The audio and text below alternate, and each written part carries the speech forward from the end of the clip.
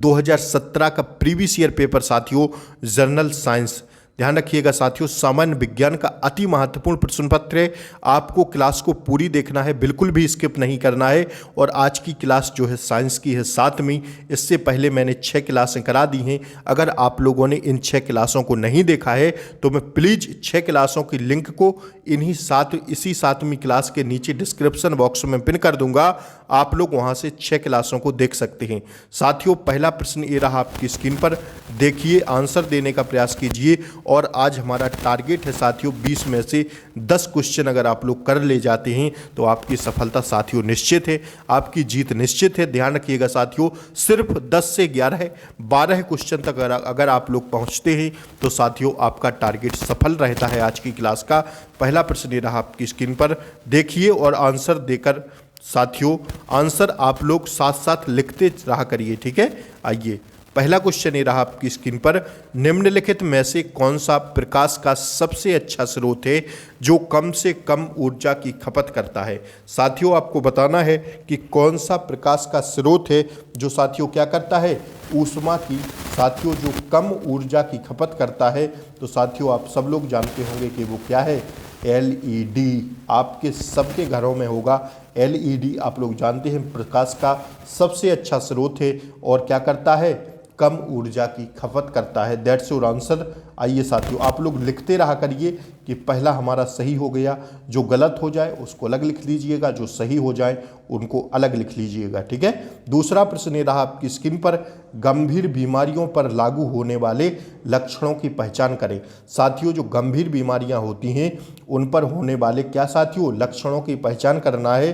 तो साथियों रिकवरी धीमी होती है, ये गलत हो जाएगा। साथियों सामान्य स्वास्थ्य पर कोई प्रभाव नहीं पड़ता, यह साथियों सही हो जाएगा। ध्यान रखिएगा साथियों, गंभीर बीमारियों पर होने वाले लक्षणों की पहचान करना था, तो सामान्य स्वास्थ्य पर कोई प्रभाव नहीं पड़ता, यही इसका सही जवाब है। दूसरा साथियों एकदम सही है। आइए तीसरा प्रश्न हम लोग देखते हैं, ये रहा आपकी स्क्रीन पर, एक उभयलिंगी फूल में मौजूद 4 भ्रमी निम्न हैं। एक उभयलिंगी फूल में मौजूद 4 भ्रमी निम्न हैं, कौन कौन है साथियों। तो इसका सही जवाब हो जाएगा, आप लोग लिख लीजिएगा। एक उभयलिंगी फूल में जो मौजूद होते हैं वो क्या होते हैं, वो होते हैं पुष्पकोश, पुमंग, दलपुंज और साथियों जायंग।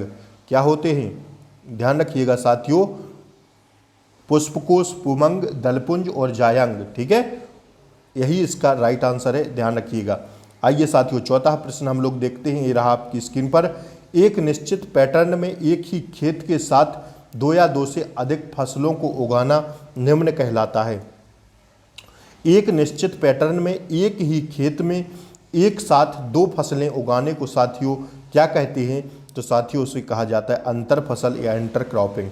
क्या साथियों, अंतर फसल या इंटर क्रॉपिंग कहते हैं, ध्यान रखिएगा, ठीक है। पांचवा प्रश्न देखिए, ये रहा आपकी स्क्रीन पर, निम्नलिखित में से कौन सा द्विपार्श्व सममिति जीव है। आपको बताना है द्विपार्श्व सममिति जीव कौन सा है इनमें से। तो साथियों इसका सही जवाब हो जाएगा केंचुआ जो है द्विपार्श्व सममितीय जीव है। क्या है, केंचुआ जो है द्विपार्श्व सममितीय जीव है। आशा करते हैं क्वेश्चन का आपका आंसर सही होगा। साथियों अगर आप लोग चैनल पर नए हों तो प्लीज़ चैनल को सब्सक्राइब करें, बेल आइकन प्रेस करें ताकि आगे आने वाली क्लासों का नोटिफिकेशन आपको सबसे पहले मिले।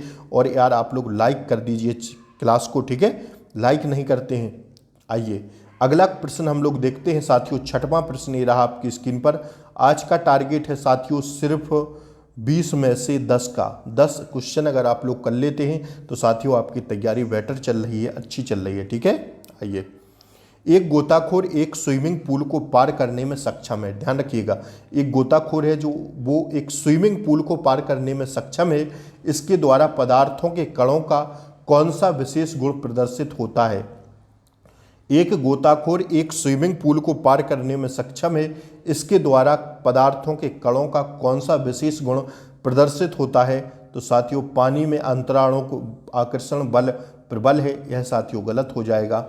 इसका सही जवाब हो जाएगा ऑप्शन देखिए साथियों, पानी में क्या हो जाएगा, एक जो है गोताखोर जो है पानी को तैरने में सक्षम है। तो इसका सही आंसर हो जाएगा पानी में अंतराणु आकर्षण बल कमजोर होता है। ठीक है।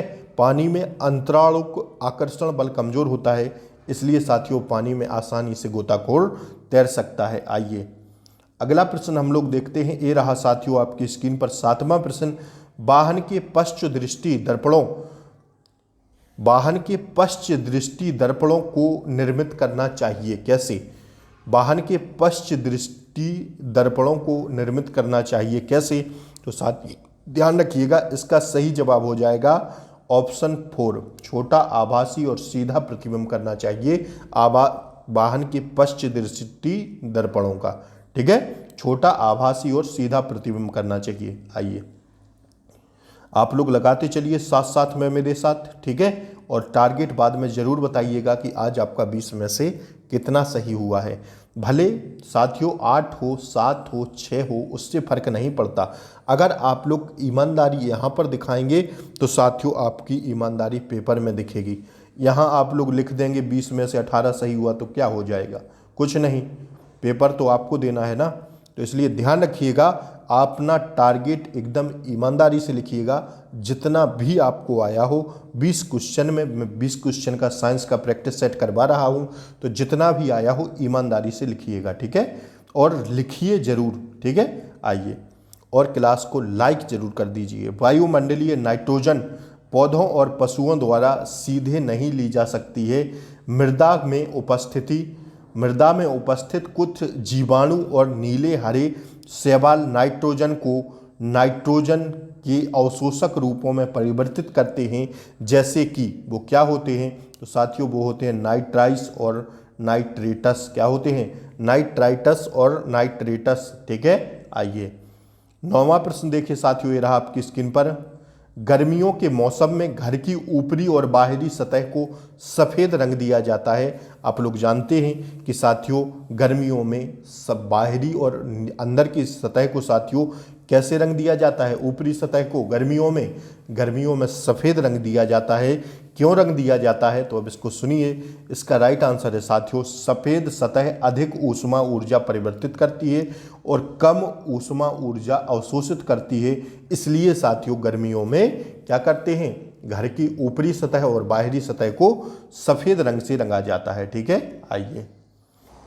आइए साथियों 10वां प्रश्न ये रहा आपकी स्क्रीन पर। कार्बोहाइड्रेट, प्रोटीन और वसा का पाचन, तीनों का पाचन साथियों कैसा होता है? किससे होता है? तो साथियों कार्बोहाइड्रेट, प्रोटीन और वसा का पाचन होता है आंत्र रस से। किससे? आंत्र रस से होता है।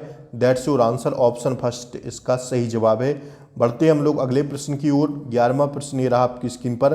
कुछ लवण वातावरण से जल को अवशोषित करते हैं और उसमें घुल जाते हैं। इन लवणों की निम्न विशेषता है। कैसी विशेषता है साथियों? तो ध्यान रखिएगा, इसका सही जवाब हो जाएगा प्रस्वेदन। कैसी विशेषता है? प्रस्वेदन विशेषता से यह होता है, ठीक है। आइए 12वां प्रश्न देखिए साथियों। एक रासायनिक परिवर्तन की विशेषताओं के संदर्भ में असत्य कथन का चयन करें।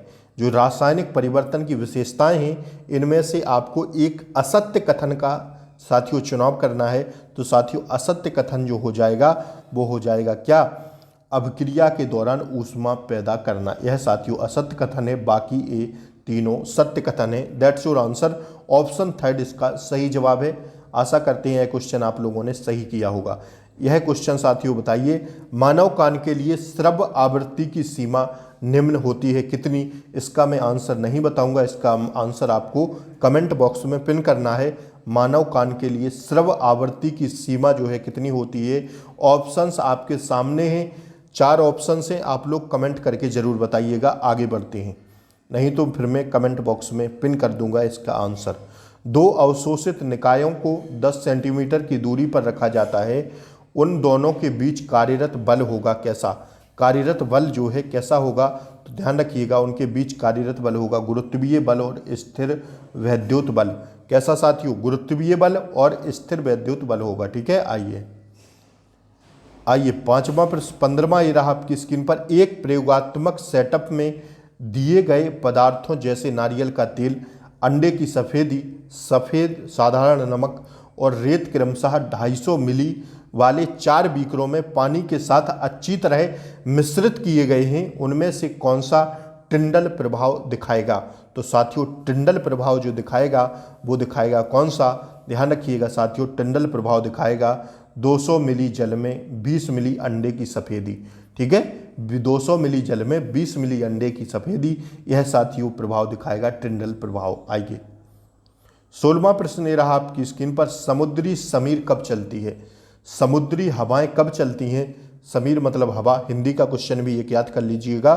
समीर पर्यायवाची है वायु का, हवा का। समुद्री हवाएं कब चलती हैं? तो साथियों समुद्री हवाएं चलती हैं ड्यूरिंग द डे, दिन के दौरान चलती हैं साथियों समुद्री हवाएं। That's your answer. ठीक है, आइए निम्नलिखित में से कौन सा एक सजातीय मिश्रण है? तो साथियों पानी के साथ चीनी। पानी के साथ चीनी कैसा मिश्रण है? सजातीय मिश्रण है। ठीक है, आइए पानी में चीनी, ठीक है, यह कैसा मिश्रण है? सजातीय। स्टार लगा लीजिएगा साथियों, छपेगा यह प्रश्न, 3 स्टार लगाइए, यह प्रश्न जरूर आपसे पूछा जाएगा। ठीक है, छपेगा, लिख लीजिएगा इस प्रश्न पर, छपेगा। ठीक है, आइए दूरी दिया गया, दूरी ग्राफ दिया गया, दूरी समय ग्राफ, साथियों आपके सामने ग्राफ दिया हुआ है, टाइम एंड डिस्टेंस। ठीक है, इसको बताना है साथियों, आपको क्या बताना है, कैसा यह ग्राफ है? तो साथियों विश्राम पर यह निकाय एक ग्राफ है। कैसा है साथियों? विश्राम पर एक निकाय। परिवर्तनीय वेग के साथ चल रहा एक निकाय नहीं है, निरंतर वेग से चल रहा निकाय नहीं है, सीधी रेखा पथ के साथ चल रहा निकाय नहीं है, बल्कि यह है विश्राम पर एक निकाय। यह कैसा है साथियों? विश्राम पर एक निकाय। इसका राइट आंसर है ऑप्शन 3, इसका सही जवाब है। अगला प्रश्न ये रहा आपकी स्क्रीन पर, यह चित्र है साथियों, इस चित्र को देखिए, न्यूरॉन का चित्र है। न्यूरॉन के चित्र में आपको बताना है पहला, दूसरा, तीसरा और चौथा, जो ये लिखे हुए हैं साथियों, पहला, दूसरा, तीसरा और चौथा, यह किस किस के साथियों चित्र हैं, यह आपको बताना है। तो ध्यान रखिएगा साथियों, ऑप्शन से लगे हैं आपके सामने। पहला है कोशिका पिंड, दूसरा है ध्रुम का, जिसे साथियों हम लोग डेंड्राइट भी कहते हैं, तंत्रिकाक्ष जिसे साथियों एक्सॉन कहा जाता है, तंत्रिका फ्लागम जिसे साथियों नर्व एंडिंग कहा जाता है, और साथियों कोशिका पिंड को कहा जाता है सेल बॉडी। तो पहले पर है साथियों कोशिका पिंड। ठीक है, पहले नंबर पर क्या है? कोशिका पिंड। दूसरे नंबर पर साथियों ध्रुम का। तीसरे नंबर पर है तंत्रिकाक्ष को, क्या है साथियों? तीसरे नंबर पर देखिए तंत्रिकाक्ष, और चौथे नंबर पर है साथियों तंत्रिका फ्लामिंग। यह चित्र किसका है? तंत्रिका फ्लामिंग का। पहले आप लोग इस क्वेश्चन का स्क्रीनशॉट ले लीजिए, इस चित्र का स्क्रीनशॉट लीजिए साथियों, आप लोग सब लोग। अब साथियों ऑप्शंस देखिए, और साथियों इसका राइट आंसर है ऑप्शन 2। आशा करते हैं समझ में आया होगा। आइए आज की क्लास का साथियों अंतिम प्रश्न ये रहा आपकी स्क्रीन पर, देखिए और आंसर दीजिए। एक आयन X2+ में 18 इलेक्ट्रॉन और 20 न्यूट्रॉन होते हैं, तत्व का नाम बताइए। किसमें साथियों 18 इलेक्ट्रॉन और 20 न्यूट्रॉन होते हैं?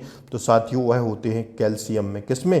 कैल्शियम में साथियों 18 इलेक्ट्रॉन और साथियों 20 न्यूट्रॉन होते हैं। दैट्स योर आंसर, ऑप्शन 2 इसका सही जवाब है। साथियों चैनल पर नए हों तो चैनल को सब्सक्राइब कर लें, बेल आइकन प्रेस कर दें, ताकि आगे आने वाली क्लास का नोटिफिकेशन आपको सबसे पहले मिले। और साथियों क्लास को यार लाइक किया कीजिए, ठीक है, लाइक ज़रूर कर दें, और साथियों ज़्यादा से ज़्यादा शेयर कर दें। मिलते हैं अगली वीडियो में। सॉरी, टारगेट ज़रूर बताएं, टारगेट ज़रूर बताएं। 20 में से जितना भी हुआ हो, आपको जितना भी आया हो उतना ईमानदारी से आप लोग टारगेट ज़रूर लिखिए। आशा करते हैं आपने अच्छा किया होगा। जय हिंद, जय भारत। अब आपकी परीक्षा में मुश्किल से 15 दिन शेष बचे हैं, तो आप लोग लग जाइए। जय हिंद साथियों, मिलते हैं अगली वीडियो में, तब तक के लिए बाय बाय।